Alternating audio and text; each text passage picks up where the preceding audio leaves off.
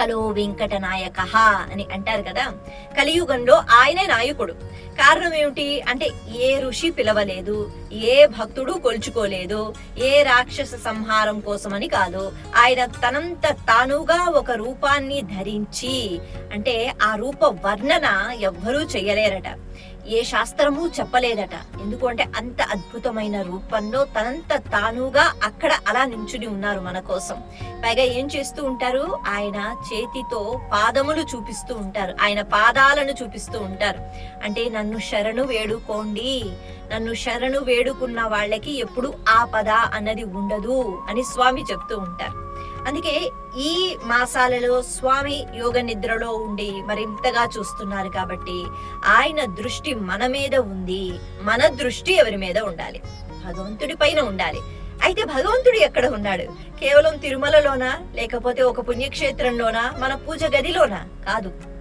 స్వామి స్వయంగా చెప్తున్నారు, నేను అంతటా నిండి ఉన్నాను.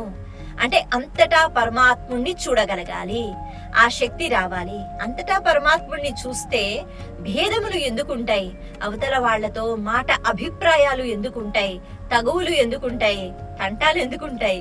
అందుకని మనము పూజ అంటే కేవలం అలా కూర్చున్నామా, గబగబా విష్ణు సహస్రనామాలు చదివేశాం, లలితా సహస్రనామాలు చదివేశాం, అష్టోత్తరాలు చదివేశాం, అయిపోయింది, భగవంతుడు అనుగ్రహిస్తాడు అని అనడానికి లేదు. పరమాత్మను చూడగలగాలి, పరమాత్మ తత్వం తెలుసుకోగలగాలి. వెంకటేశ్వర స్వామి ఎంతో ఓర్పుతో సహనంతో ఉండండి, ఇది కలియుగం అని చెప్తున్నారు. కాబట్టి ఆ ఓర్పు సహనం నేర్చుకోగలగాలి. అది లేకే కదా కలియుగంలో ఇన్ని కష్టాలు. ఎందుకంటే ఎవరి దగ్గర సమయం ఉండదు. నేను ఎందుకు వినాలి అని అనుకుంటారు, నేనెందుకు ఓర్పుతో ఉండాలి అని అనుకుంటారు. చిన్న కష్టం వస్తే చాలు పెద్ద కష్టంలా భావిస్తూ ఉంటారు. ఇంత కష్టమా, నా వల్ల కాదు అని అంటూ ఉంటారు. కానీ కొద్దిగా ఓర్పుతో సహనంతో ఉంటే ముందు ముందు ఎన్ని అద్భుతాలు భగవంతుడు మన కోసం ఏర్పరిచారో అది పోల్చుకోవడానికి 4 అడుగులు ముందుకు వెయ్యాలి కదా. కానీ ఎప్పుడు మనం అలసటతో, లేకపోతే బద్ధకంతో, లేకపోతే ఓర్పు లేక ఎక్కడ ఉన్నామో అక్కడే ఉండిపోతూ ఉంటాం. ఇవన్నీ నేర్పిస్తున్నారు స్వామివారు. అందుకే శనివారం పూజ చేస్తున్నాము అంటే ఆపద మొక్కులవాడా, ఓ ఆపద్ బాంధవా, మా కష్టాలన్నీ తీర్చేయి అంటే కాదు. ఈ కష్టాలు తీరడానికి నువ్వు ఒక్క అడుగు అయినా వేశావా స్వామి చూస్తారు. ఏమీ చెయ్యకుండా అలా కూర్చుని వెంకటేశ్వర వెంకటేశ్వర శ్రీ మహావిష్ణువు నువ్వే రక్షించాలి అంటే ఎలా? కాబట్టి మన వంతు సహాయము అన్నది మనం చేస్తూ ఉండాలి. ఎవరికి సహాయము అంటే మనకి మనమే సహాయం చేసుకోవాలి. మనం ఒక్క అడుగు ముందుకు వేస్తే స్వామి ఇంకో 4 అడుగులు మనతో వేయిస్తారు, మన చెయ్యి పట్టుకుని నడిపిస్తారు. అయితే ఈ క్రమంలోనే శనివారము అనేటప్పటికీ మనకి శని యొక్క అనుగ్రహం కూడా ఉంటుంది అనేటట్టుగా పూజలు చేస్తూ ఉంటారు. శని అన్న వెంటనే మళ్ళీ శని అయితే తిడుతూ ఉంటాం, లేకపోతే అమ్మో శని అని భయపడుతూ ఉంటాం. కానీ ఈ రెండూ కాదు. శని గ్రహం చేసే పని ఏంటి తెలుసుకుంటే నిజంగా మన జీవితాన్ని ఒక మంచి మార్గంలోకి తీసుకుని వెళ్ళడానికి శనిగ్రహం ఉపయోగం అన్న విషయం అర్థమవుతుంది. ఎందుకలా అంటే మనం చేసే ఫలితాలు అంటే కర్మల వల్లే వస్తాయి కదా ఫలితాలు, వాటిని అనుభవించడానికి మనం ఎప్పుడూ సిద్ధంగా ఉంటాం. మనం పుణ్యం చేస్తే ఆ పుణ్య ఫలితం ఏదైతే ఉంటుందో అది అనుభవించడానికి చాలా తొందరగా ముందుకు వచ్చేస్తూ ఉంటాం. మేము ఎప్పుడో మంచి పని చేసే ఉంటాం కదా, దీని పుణ్యం భగవంతుడు ఎప్పుడు ఇస్తాడో అన్నట్టుగా. కానీ ఎన్నో దుష్కర్మలు చేస్తూ ఉంటాం, వాటి గురించి మనకి ఆలోచన ఉండదు, కొన్ని గుర్తుండవు, కొన్ని గుర్తున్నా అదేం పెద్ద పనిలే అని పక్కన పెట్టేస్తూ ఉంటాం. ప్రతి దానికి లెక్క ఉంటుంది. ఎవరు వేస్తారు ఈ లెక్కలు? శని భగవానుడు వేస్తాడు. ఆ బాధ్యత ఆయన స్వీకరించారు, ఆ కర్తవ్యం ఆయనది.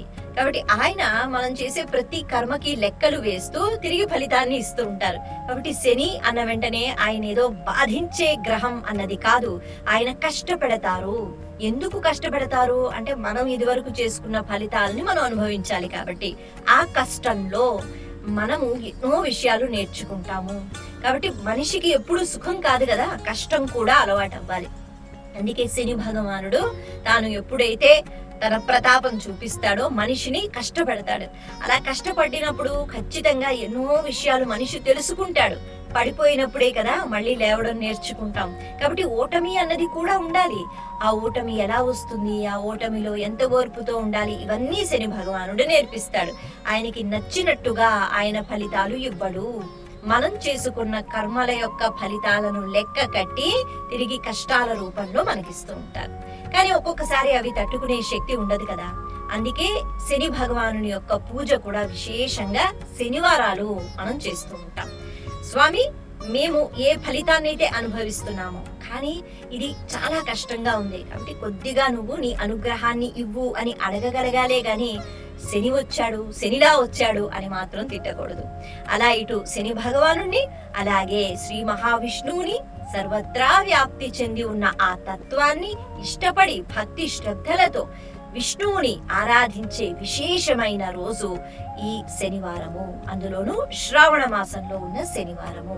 కాబట్టి ఈ శనివారాలు కూడా అటు విష్ణు భగవానుడికి అటు శని భగవానుడికి పూజలు చేసుకున్నట్లయితే ఖచ్చితంగా మన కర్మలు మంచివై ఉంటాయి, అప్పుడు ఫలితాలు మంచివై ఉంటాయి, అప్పుడు సంతోషం మనతోనే ఉంటుంది. మరొకసారి మీ అందరికీ శ్రావణ మాసం శుభాకాంక్షలు.